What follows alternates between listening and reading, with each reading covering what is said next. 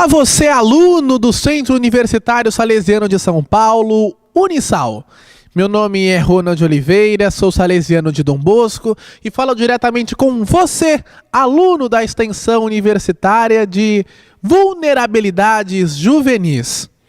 Nós estamos percorrendo certamente, um árduo caminho dentro da questão das juventudes contemporânea, buscando entender os aspectos da juventude contemporânea. Nós, inicialmente, entendemos um pouco da questão da infância. Já entramos na adolescência.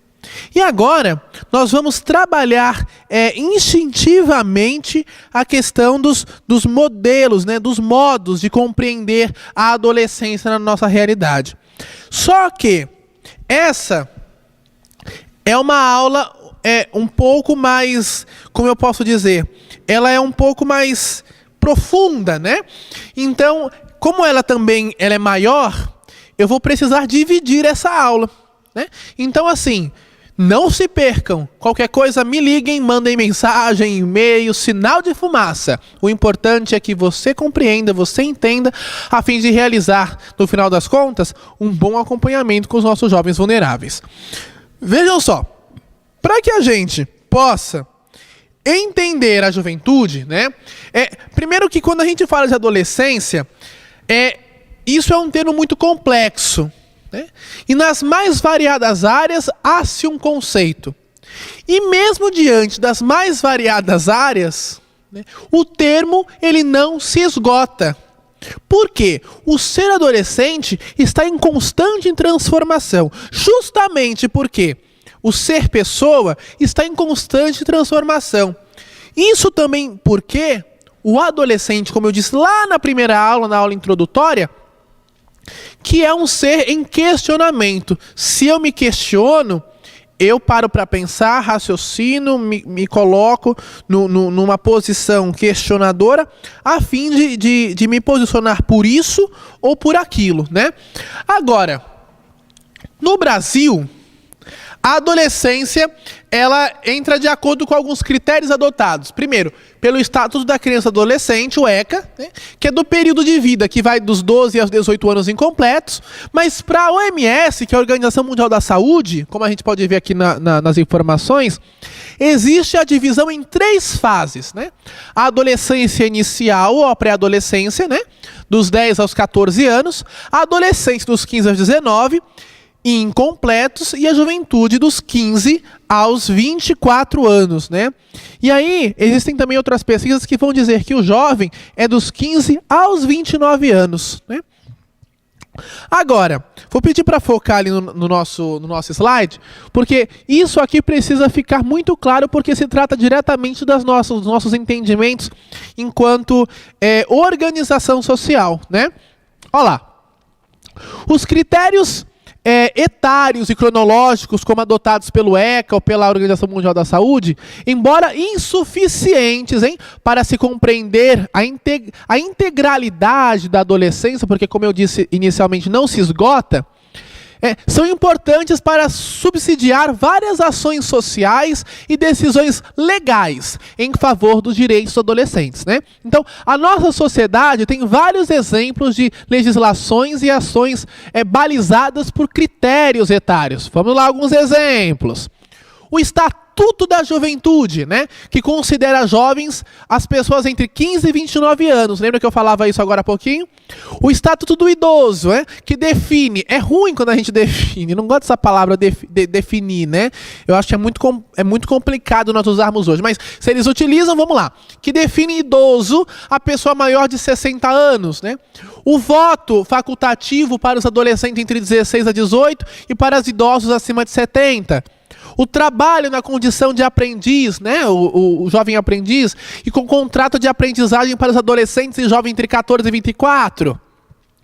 A configuração de crime, de estupro, de vulnerável para as práticas sexuais de adultos com adolescentes com idade igual ou menor a 14 anos, E por último, a classificação indicativa de um produto cultural, exemplo, filmes, jogos, etc., como inadequados para menores de 18 anos. Isso aqui tudo são contratos sociais. São formas, né, que a sociedade entendeu de poder se organizar e melhor atender. Mesmo que, como eu disse anteriormente, vou continuar batendo nessa tecla, nós não podemos colocar todos no mesmo balaio. Sobretudo, quando nós estamos lidando com vulnerabilidades. Se já, numa instância tida como normal, nós precisamos nos atentar, dentro do universo das vulnerabilidades, mais ainda. Agora, olha que interessante, Nós precisamos tomar cuidado, precisamos tomar cuidado com isso aqui, ó. A gente precisa ter clareza na questão da correspondência das idades. Precisamos ter clareza. Só que essa clareza, isso aqui é um caminho muito tênue, mas que nós precisamos trilhar, porque isso é discutido no ambiente jurídico, isso é discutido no ambiente social, na questão também de direitos e deveres. Então, por mais que hoje, nós não consigamos definir, o que é um jovem, o que é um adolescente, porque parecem, que estão ali todos numa mesma situação, Nós precisamos ter clareza de que a correspondência entre idades cronológicas e processos humanos não é natural, mas é construída a partir de um contrato social, Agora, cria consensos que são progressivamente, porque são processos incorporados a crenças, valores e normas. Sempre isso. Por quê? A questão organizacional sempre vai querer nos colocar dentro de caixinhas. Sempre vai querer nos colocar dentro de ambientes educativos que me possibilitem um maior engajamento e um melhor entendimento numa perspectiva estrutural. Mas a realidade humana, a realidade juvenil, por vezes, caminha longe dessa ótica. Caminha longe dessa ótica. Agora, algumas coisas precisam nos fazer entender, não é? E aí nós vamos entrar no patamar dos critérios sociais, Aquilo que vão sendo incorporados às regras sociais históricas de uma sociedade, que podem variar de uma época para época, Por exemplo, eu já falava mais ou menos sobre isso com vocês, mas eu falava no patamar de comportamentos e exigências, Mas, por exemplo, a sua avó, ou seja, os seus parentes mais longínquos, eles casavam mais jovens. Porque se entendia naquela época de que a maturidade, se chegava a tal idade, isso era constitutivo do desenvolvimento humano, e eu precisava me adequar a isso. Tais comportamentos, tais séries de comportamentos me fariam entender, de que eu estava passando de um processo a outro. Só que a minha subjetividade, ela não estava sendo respeitada. E aí nós entramos num processo sério, que é justamente,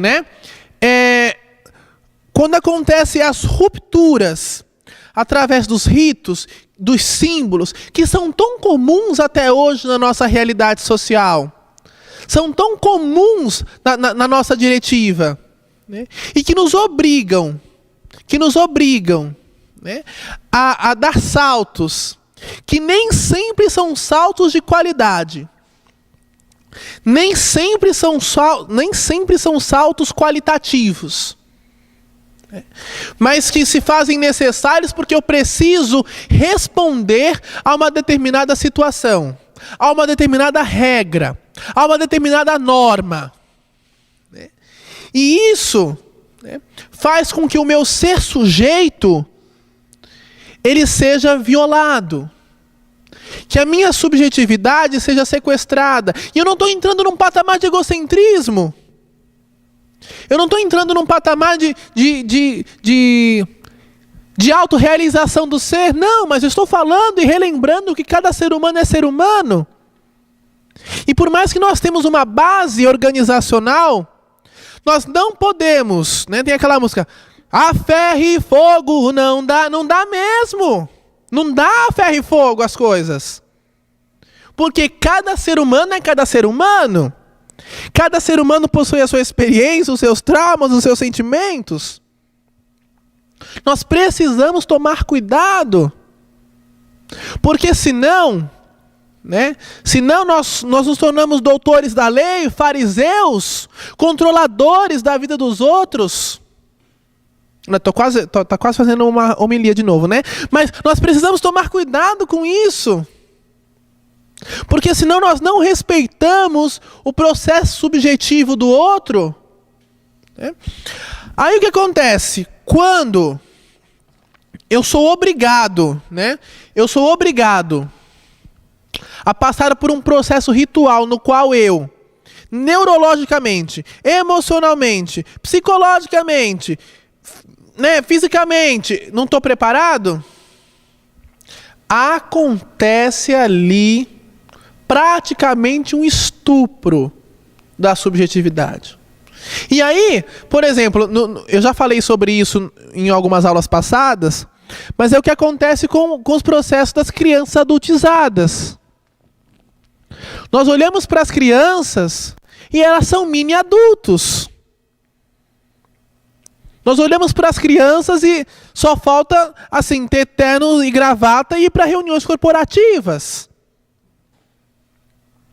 Porque nós não sabemos respeitar, por vezes, os processos. E aí entra no capitalismo. E aí entra na busca constante de dar respostas para fatores econômicos. E aí entra na questão de dar respostas a fatores de controle social. Bom, eu preciso ter tal comportamento, eu preciso comer tal coisa, eu preciso me vestir dessa forma para que eu pertença a tal grupo, para que eu seja aceito socialmente. Cuidado, cuidado, cuidado, porque se nós entramos nessa linha de gato, essa cama de gato, nós não conseguimos atender os jovens vulneráveis, porque na sua grande maioria entram nesse processo de estruturação econômica, de estruturação de ter para ser. E aí assim, uns entram no processo de adultização por necessidade. Por necessidade. Eu já dei vários exemplos aqui. Outros entram por safadeza mesmo. Só que isso é um desastre para o desenvolvimento. Porque enquanto existem crianças que querem ser adultos, existem adultos que querem ser jovens, que querem ser crianças. E não são poucos. E não são poucos. Agora, eu falava para vocês dos ritos. Eu falava para vocês dos processos sociais, né, que acabam sendo passagens. Os índios, né? Os índios tinham, né, muito disso porque fazem parte das suas culturas, ritos de passagens, né, que me fazem, os judeus, né, em alguns momentos a religião nos coloca isso também, ritos de passagens. Determinada idade acontece isso, determinada idade acontece aquilo, né? Mas dentro do ambiente social laico, nós também temos essa dimensão. Por um exemplo, quando eu entro na faculdade, quando eu tenho licença da carteira de motorista, quando o pai me permite chegar depois das 10 horas da noite em casa, quando eu tenho a chave de casa, quando eu começo a experimentar alguma droga ilícita, quando eu começo a experimentar bebidas alcoólicas, né? Quando eu cometo algum ato infracional, porque isso também, cara aluna, caro aluno, galerinha do bem, filhos da pátria, tudo isso também são ritos de passagem, também isso acontece dentro das modalidades do mundo infracional. E nós não nos detemos a isso. Não nos detemos a isso, porque a criança, ela começa com um aviãozinho, depois ela se torna responsável ali, né? Por ser segurança de uma boca, mais de perto. Depois ela se torna o secretário, o tesoureiro, até ela se tornar dono da boca. São processos, ritos, que são muitas vezes permeados por humilhações, por processos desumanos. Você, menina, a festa de debutante que você faz também é um rito de passagem. Porque vai dizer, você é menininha, agora virou adulta. Quando a mulher, né, ela menstrua, tradicionalmente se diz que ela deixa de ser criança. E é uma prova, né? É uma prova tão grande que o ser humano é uma constante transformação, uma constante mudança, uma constante dinâmica, que a cada vez crianças, meninas, né, menstruam mais cedo. Eu já tenho de caso de menina com 8 anos menstruando. E o que é que isso quer nos dizer? O que isso quer nos falar, não é? A minha primeira experiência dentro de uma relação sexual, isso são ritos de passagens que nós vivemos na nossa realidade cotidiana e não sabemos. Mas nós também somos acometidos a tal situação, porque faz parte dos nossos valores, fazem parte das nossas crenças,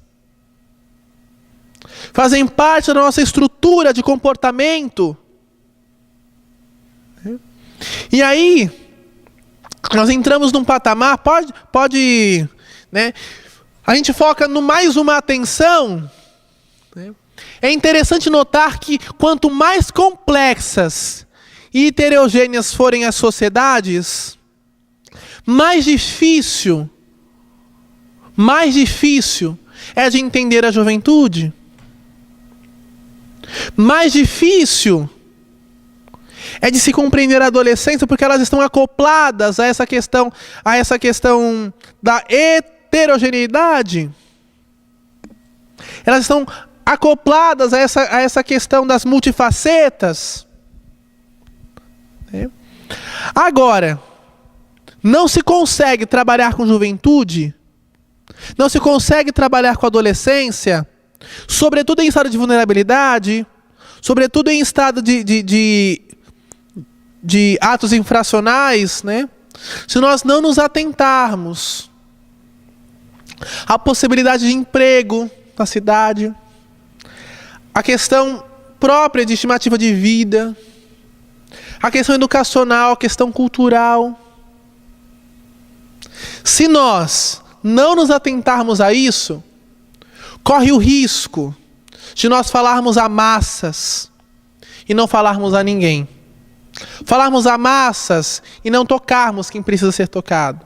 Falarmos às massas e não sermos promotores e construtores de pontes na vida dessas pessoas que precisam de nós. Muito obrigado, fiquem com Deus e até a próxima aula.